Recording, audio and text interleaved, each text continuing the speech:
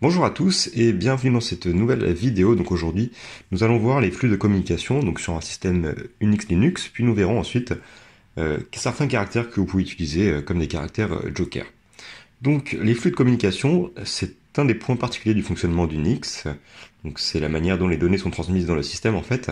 Donc les données, elles peuvent être envoyées vers un fichier, un écran ou un programme. Elles peuvent être également donc reçues depuis un fichier, un clavier ou un programme.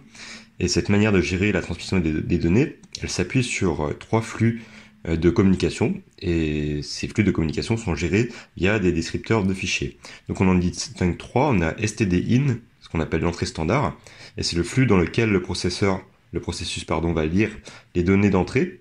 Donc stdin, c'est identifié par le descripteur de fichier numéro 0.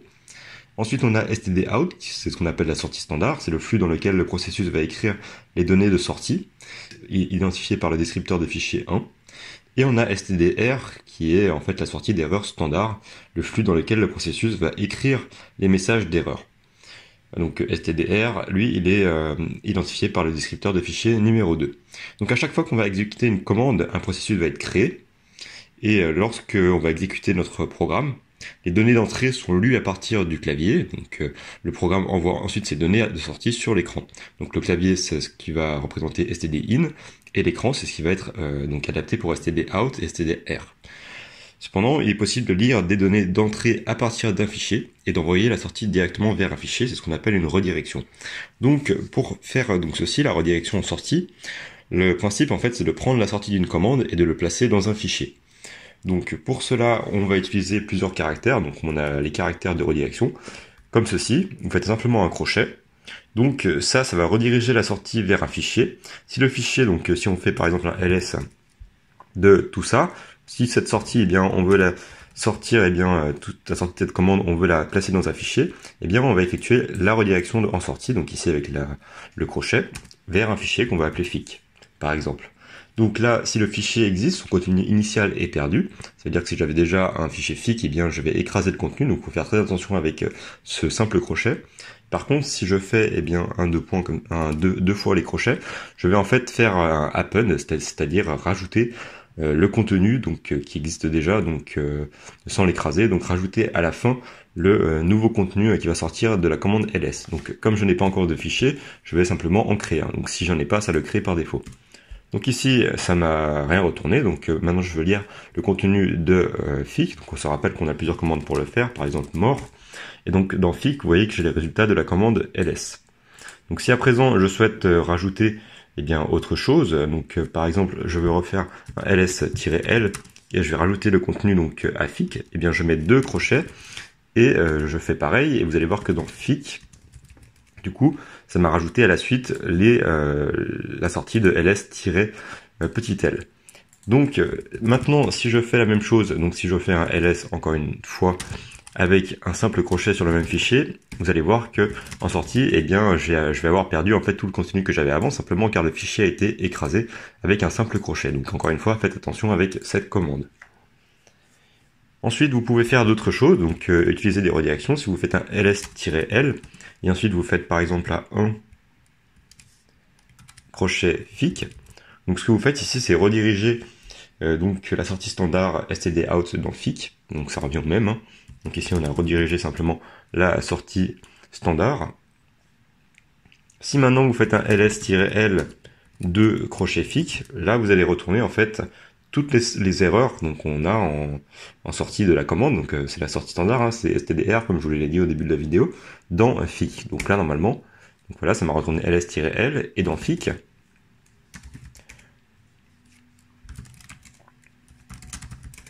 vous voyez que je n'ai rien affiché, simplement car je n'ai eu aucune erreur en sortie de ma commande ls-l qui s'est bien retourné. Maintenant si je fais ls, je fais ls-a par exemple, une commande qui n'existe pas. Donc lsa, et je fais deux crochets fic. Donc là, dans ma sortie, eh bien, vous allez voir dans fic, eh bien, je vais avoir l'erreur qui a été retournée dans le fichier fic, car j'ai fait une redirection du flux numéro 2 qui correspond à la sortie d'erreur standard vers le fichier fic. À savoir qu'il existe d'autres commandes, par exemple, vous pouvez faire également un esperluette crochet fic. Donc là, ça va rediriger la sortie stdout et stdr dans le même fichier. Donc ça va faire eh bien 1 et 2 en même temps. Il existe un fichier particulier qui est souvent utilisé conjointement avec une redirection en sortie, qui est le fichier donc /dev/nul. Qui permet en fait, qui agit comme un trou noir, tout ce qui est redirigé vers ce fichier est perdu, et c'est très pratique à utiliser pour supprimer l'affichage par exemple de messages d'erreurs non souhaitées.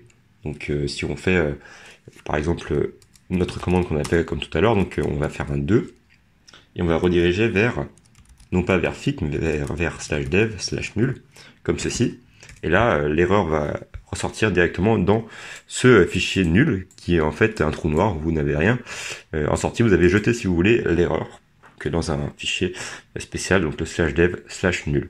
Ce qu'on peut faire également, c'est des redirections en entrée, donc de la même manière avec un chevron inversé. Donc ici avec eh bien notre fichier qui serait ici, le fic qui serait ici, on aimerait le passer en paramètre d'une commande. C'est possible de le faire. Donc qu'est-ce qu'on a dans le fic? On va tout de suite aller voir. Donc dans fic, pour l'instant, on a donc la commande n'a pas été trouvée. Et maintenant, je vais afficher le contenu du fichier fic qui est utilisé en entrée de la commande. Donc pour ça, je vais faire par exemple un more.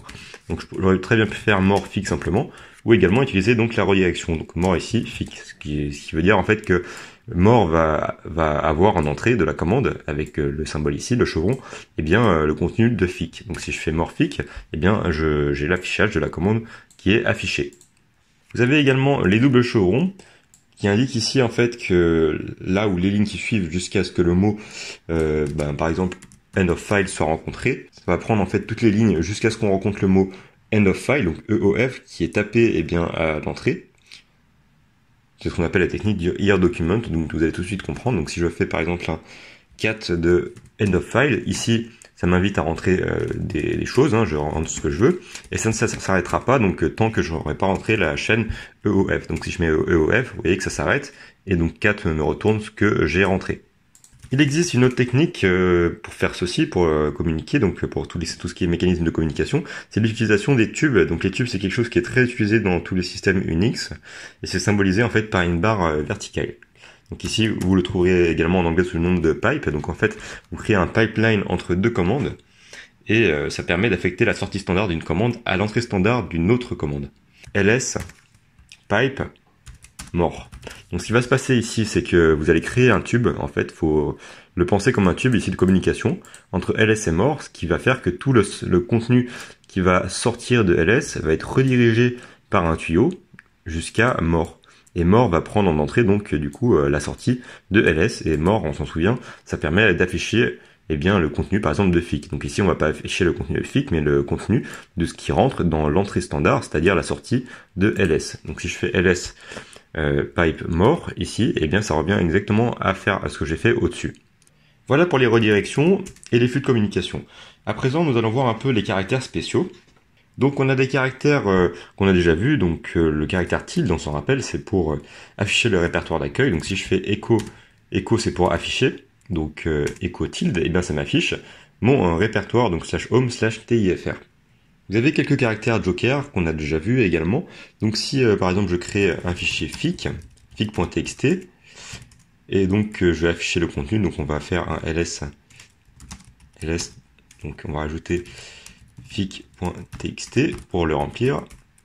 Donc ici dans mon fic.txt, eh bien j'ai tout ceci. Et si par exemple je veux faire un ls-l d'un fichier dont je ne me souviens pas du nom, eh bien je peux commencer par fi. Admettons que je ne connaisse pas le C, eh bien je vais rentrer un point d'interrogation .txt. Donc là, ça va me retourner eh bien tous les fichiers qui commencent par fi et dont le caractère ici est quelconque, on ne le connaît pas, donc un seul caractère unique, et qui se finissent par .txt. Donc dans mon cas, il n'y a que le fic.txt. Donc ici, je fais ça, et ça me retourne donc toutes les données sur fic.txt. De la même manière, je peux faire ls-tel de fic, et si je ne connais pas l'extension, eh bien je peux mettre une étoile à la fin, ce qui veut dire que ça remplace toute une chaîne de caractères ici. Donc ici, ça va me retourner eh bien mon fic.txt. Vous pouvez faire également des ensembles, c'est-à-dire chercher F, ensuite, eh bien, admettons que on souhaite un caractère, donc on cherche le I, mais qu'on ne connaisse pas le I, on peut faire A, B, C, D, E, F, G, H, I. Donc là, ça veut dire un des caractères à l'intérieur ici, donc fic.txt. Et ici, ça me retourne le fic.txt. Donc si j'avais un autre fichier, donc fac.txt par exemple, donc ici, si je relance ma commande, ça va me prendre donc tout ce qui est dans l'ensemble de A, B, C, D, E, F, G, H, I, donc en sortie. Donc ici, on va avoir les deux, donc fac et fic, car ils sont dans l'ensemble ici. Et donc si on fait ensuite un ls-l de f, donc on ouvre l'ensemble et on rajoute à l'intérieur une classe prédéfinie, donc par exemple digit. Donc là, ça me demande un numéro, .txt. Et donc là, ça va me retourner mon f1.txt. Donc si j'avais par exemple un autre f2.txt, et bien là, ça va me retourner bien f1 et f2 car ce sont des digits. Donc vous avez des classes prédéfinies que vous pouvez mettre dans des ensembles. Donc je vais en citer quelques-unes. Vous avez la classe lower, donc celle-ci comme voilà, qui permet d'afficher les caractères alphabétiques minuscules. De la même manière, vous avez upper qui permet d'afficher donc les caractères alphabétiques majuscules, comme ceci. Vous avez également alpha qui permet d'avoir les caractères alphabétiques, digit comme on l'a vu, blank pour avoir les espaces horizontaux, space pour avoir les horizontaux et les verticaux, et punct pour avoir les signes de ponctuation. Donc ça, il y en a beaucoup. Je vous laisserai aller chercher si vous êtes intéressé par les classes prédéfinies. On va s'intéresser rapidement aux touches de contrôle, on les a déjà vues en partie. Vous avez la touche CTRL M qui permet de faire à la touche entrée, en fait c'est équivalent à la touche entrée, donc quand vous tapez simultanément donc CTRL M, et bien vous faites entrer, ça revient exactement au même. Le CTRL C permet d'interrompre la commande courante, donc CTRL C. Vous pouvez faire ensuite un CTRL S qui fiche le défilement de l'écran, donc si par exemple je fais une commande qui est fausse, LSA par exemple, ensuite je fais un CTRL S, donc là mon écran est figé, donc il ne se passe plus rien. Ensuite je fais CTRL Q pour reprendre, et vous voyez que la commande n'a pas été trouvée, donc le défilement a repris au niveau de mon shell. Pour empêcher l'interprétation des caractères spéciaux, vous pouvez utiliser les caractères d'échappement avec un anti-slash, donc un peu comme la plupart des langages de programmation. Donc quand vous faites un anti-slash étoile, vous n'allez pas prendre le caractère joker étoile, mais simplement le caractère en lui-même, donc étoile. Voilà pour cette vidéo, j'espère qu'elle vous aura servi. Dans la prochaine vidéo, nous verrons notamment les expressions régulières avec l'utilisation de la commande grep. Merci d'avoir regardé et à très bientôt.